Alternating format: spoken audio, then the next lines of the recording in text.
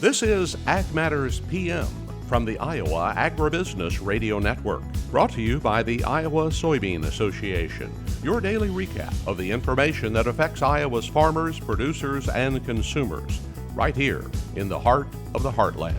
With reports from our award-winning broadcast team of Dustin Hoffman and Riley Smith. Now, from the IARN studios in Des Moines, here's Riley Smith. Well, good day and welcome to Ag Matters PM from the Iowa Agribusiness Radio Network. I'm Riley Smith. Today is Tuesday, June 28th, 2022. We're so glad you can join us. In today's episode of Ag Matters PM, I went down back to Griswold, Iowa, my hometown, to check out 3B Farms in the Practical Farmers of Iowa event that they had down there. A big focus on diversification in agriculture and agritourism, and just how you can use all of those aspects to really promote agriculture and show people where their food comes from. We'll also have a look at that ag weather outlook, but first, let's run down the markets. It's time now for the Ag Matters PM Closing Market Summary, your source for market analysis and settlement prices from the day's trade in Chicago, courtesy of the folks at agmarket.net. Well, we are getting towards the close for another day in the ag marketplace.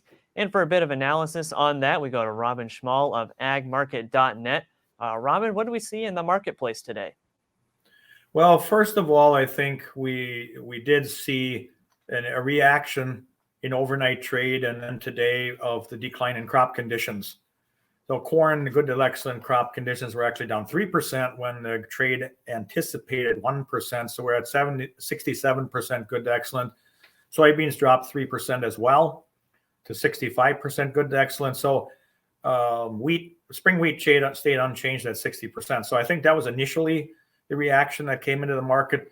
And then a follow-up reaction basically, or part of the other equation of the support was China relaxing its quarantine policy, which seems to be supporting commodities, bringing in more buying in equities and commodities. So I think those two things combined have been pushing some support into this market. However, it is working against the upcoming plantings report, acreage report.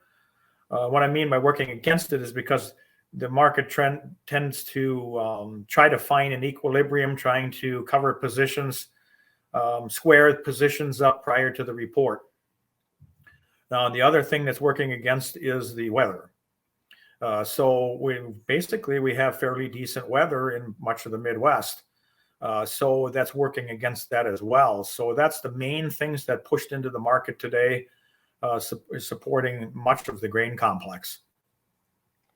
Right, and when we see these changes in the crop rating, and we know the markets react usually pretty severely to one way or the other based on that change. Is that mostly just because this is already an ANSI marketplace and we're looking for, we kind of need to have a good crop this year?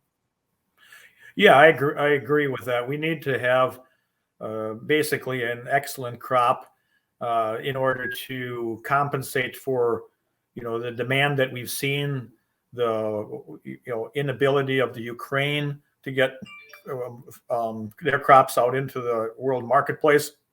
So there's a lot riding on this crop in the U.S. and the world, but the U.S. I think is I usually term it as traders are wound up like a spring. So when they see anything one way or the other, they're going to react, and they're going to react fairly significantly. Right. And, what are we seeing on the other side of the marketplace in that livestock complex? Well, livestock, they struggled today again. Of course, one of the reactions is corn higher, has an impact on feeders generally.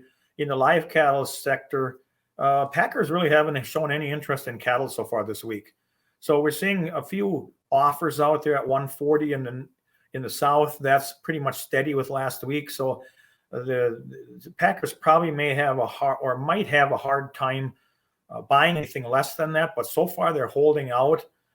Probably see some activity yesterday. Now, or tomorrow, I should say. But yesterday, we did see fairly strong movement in boxed beef, primarily in the choice. I mean, that was up over $3, and that was a surprise because we had been trending lower. Whether that's a one-off is really hard to say because at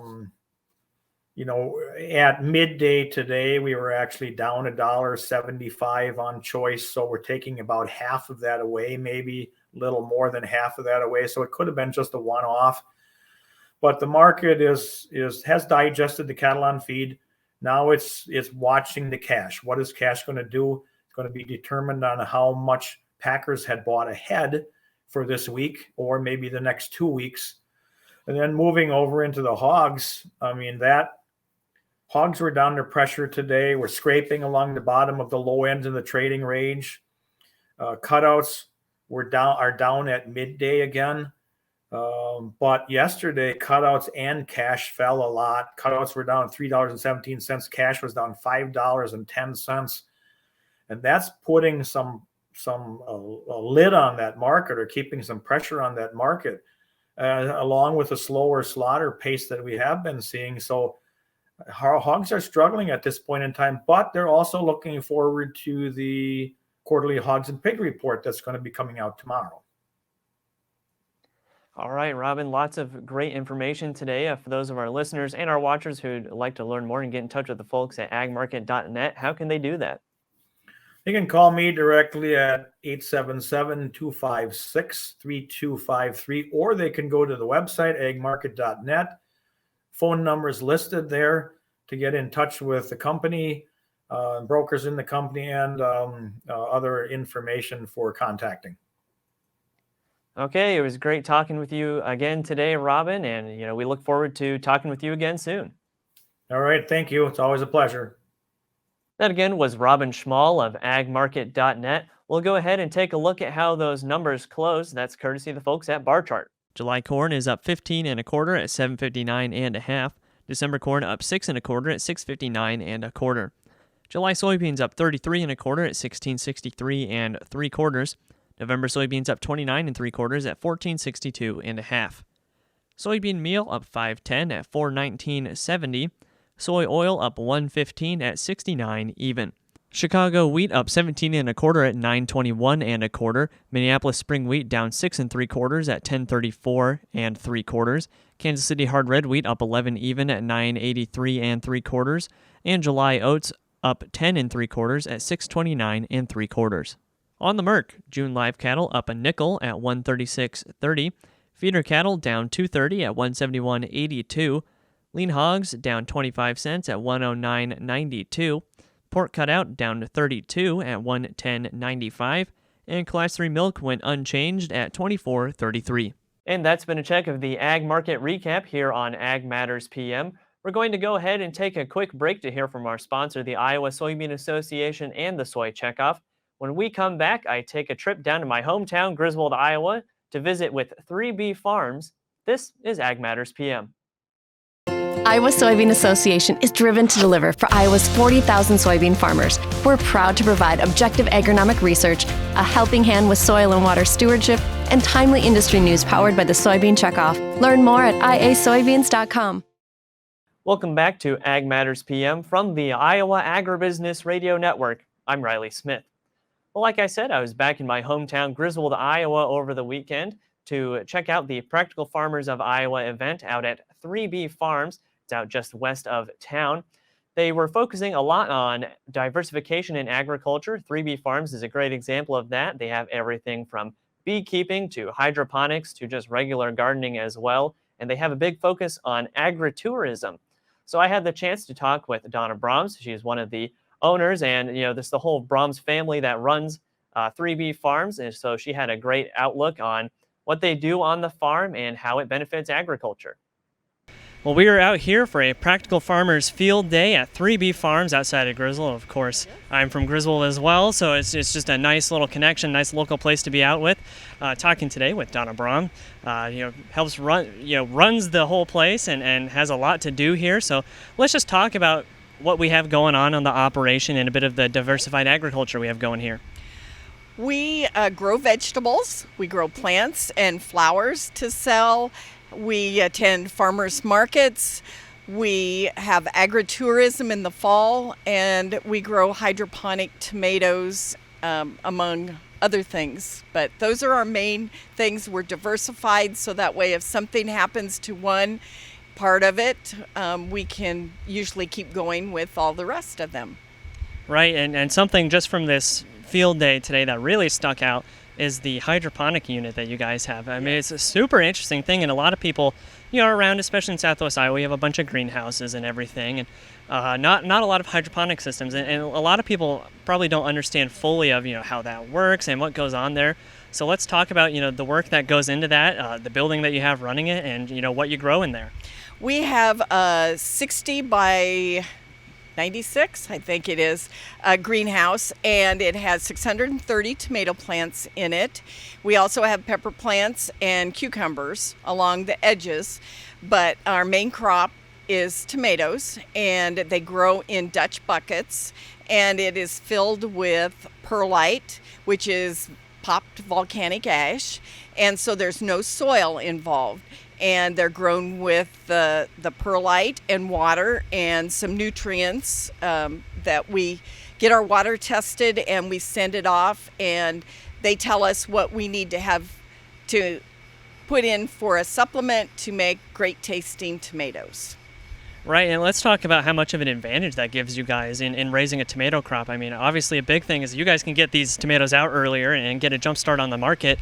But, especially in years like this year where we had a long, cold winter, you guys were able to have a good tomato crop started already. Yes, we usually try to have our tomatoes ready for our first markets that start in Council Bluffs in May.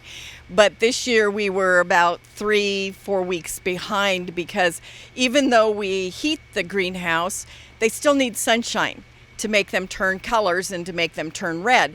And they need warmth and the sunshine. So it took a little longer for that to happen because it was so cold for so long, and we went through a lot more propane this year than we usually do. We do have oil, used oil that we use also for a heater. Right, and let's talk about the story behind this place as well. As I grew up around Griswold. I've seen 3B Farms for a long time, and you guys took this over in 2009, yes. Right? And I mean, it's changed so much since then. I remember when it was just the orchard building and everything. You go through and get some apples, and now we have this big operation. So, tell me a little bit about how much it's changed and what it's been like to kind of grow this out into what it is today. Well, when we purchased the orchard, we asked if there was any significance to the name Glen Robin Orchard, and they said no, they just saw a robin in the glen. So we decided that we would use our name, 3B Farms, which stands for 3 Generations of Beekeepers, which is actually 4 now. And so that's how we started as beekeepers, and then we just kept growing. When we purchased the orchard, we added the beekeeping operation, we added vegetables. And so right now we have about 10 acres of vegetables, including the corn maze and the pumpkin patch. And we have 3 greenhouses, the hydroponic one, and then 2 smaller ones for flower production and plants. And then we do agritourism in the fall. And so we have school groups that come out, and we do family fun things on the weekends. We have hay rides, corn maze, pumpkin patch, all kinds of animals to look at. And we have fun family games to do. Right, and that agritourism obviously is why we're here today for the Practical Farmers event. And that's such an important thing, especially now where it's easier than ever to get information. And unfortunately, a lot of time for agriculture, it's maybe not the right information that people need to see. And you have so much going on here. It's such a great example of everything feeding into itself. You mentioned you start as beekeepers. Those bees pollinate your crops, or they help with it. Mm-hmm. It all feeds into itself. So let's talk just a bit on the importance of agritourism. And, that was a big focus for you guys today. And let's, obviously you just mentioned a bit of what you do for agritourism, but let's just talk a little bit more on that. We need to educate the public about where their food comes from, and we can do it in fun ways, and people remember things more, when they're having fun doing it. But we'd like to get it across, where your food comes from, how it's produced. Not everything is available all at the same time, and progresses through the season, different crops. And we like to make sure that people know that we need to have honeybees for pollination and other pollinators to make sure that we have the food that we like. Every third bite that we eat is thanks to a honeybee or another pollinator. And so it's very important that people realize where their food actually comes from, that you just don't go to the grocery store and purchase it, that somebody grows it and gets it ready, picks it, cleans it, packs it, and then sells it to you. And it's so much more healthy for you because it hasn't had to travel and it was just picked. Right, and like we've said, you guys do it all here. You have, growing the crops, raising them, picking them, even selling them here as well. Just such a great thing to do. And, like I said, you do it all, and it's great to get that local crop out there. It's definitely a family affair. If we didn't all work together, there are times when I feel like we do need to hire some people, but we all pull through and we get it done. But there's some long days in there, but we just all work together.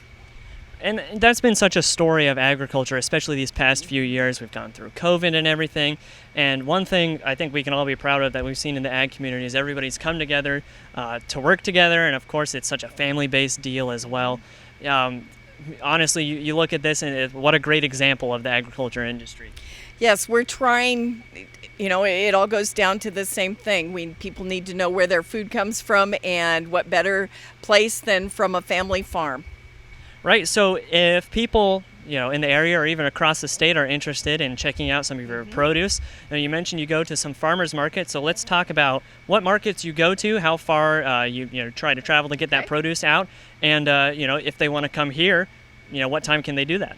Okay, we go to Creston Farmers Market on Monday, and we go to Anita Farmers Market on Tuesday. Wednesday is Avoca. Thursday is Council Bluffs at Bayless Park, and Friday we are open here from 10 to 2 for June, July, and August. And then in September and October we're open every day, the Tuesday after Labor Day until Halloween. And then on Saturday, Steve and Diane go to Atlantic Farmers Market at the Farm Bureau parking lot. And Mike and I go to Council Bluffs to the Y Healthy Living Center parking lot at 714 South Main. So we try to stay within a close distance, but we still reach out. And we are open by appointment or in the winter and after we close in October. So check out our Facebook page, and we do have a brochure about that details all of our hours, and most of them are on our Facebook or our website. That again was Donna Brahms, co-owner of 3B Farms out of Griswold, Iowa. Well, let's go ahead and right now take a look at that ag weather outlook. Well, if you look outside, it's getting a little bit warmer today, and it looks like that will continue into tomorrow and throughout the week as temperatures get back into that 90-degree range. And we could see storms later on this week as well. So let's go ahead and take a look at what the National Weather Service has in store for the next 24 hours. As you can see from the National Weather Service, we've got some pretty nice conditions over the next day or two. Today we've got sunny skies with it being just a little warmer, temps ranging from the mid-80s to about 90 degrees. Tonight we'll have mostly clear skies with a slight chance of showers in the east, temperatures ranging from the low to mid-60s. Tomorrow we'll have sunny skies and warm conditions with not much temperature variance statewide, with those temps staying mostly in the low 90s. Looking at the affiliate weather map right now, as you can see for tomorrow, Cherokee will be sunny at the high of 93, Shenandoah sunny as well, high of 91, Des Moines sunny and 93, Waterloo sunny and 91, Albia sunny and 91 as well, and Clinton, you guessed it, sunny and 91 degrees. For more detailed forecasts in your part of the state, make sure to check in with your local Iowa Agribusiness Radio Network affiliate. And that's been a check of the Ag Weather Outlook, and that also brings us to the end of this episode of Ag Matters PM. You can find all of our content on our website at iowaagnet.com. You can also follow us on Facebook, Twitter, and TikTok, and you can find our video content and previous episodes of AM/PM on our YouTube channel. Make sure you subscribe and ring the notification bell so you see when our videos go live. Don't forget as well our free Twice Daily Market podcast on Apple, Amazon, Google, Spotify, and Podbean. From the IARN studios in Des Moines, I'm Riley Smith. On behalf of Avery Haskell and Dustin Huffman, we thank you for watching. This has been Ag Matters PM.